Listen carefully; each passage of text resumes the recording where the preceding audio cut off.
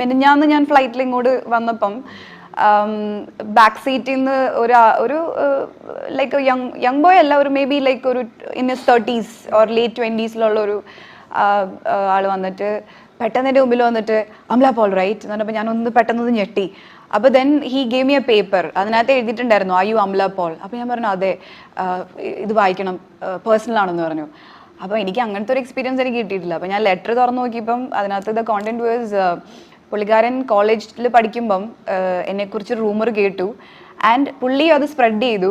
അതിൽ ആൾക്ക് ഭയങ്കര വിഷമമുണ്ട്, അതിന് please forgive me because as per his religion or as per what he believe, forgive ചെയ്താലേ നമ്മൾ forgive ചെയ്താലേ അയാൾക്ക് ലിബറേഷൻ കിട്ടുള്ളൂ, സാൽവേഷൻ കിട്ടുള്ളൂ ഫോർ ഹിസ് ജേർണി. അപ്പോൾ അതുകൊണ്ട് പ്ലീസ് forgive എന്ന് പറഞ്ഞിട്ട് love your brother and good luck for teacher എന്ന് പറഞ്ഞിട്ട് he went.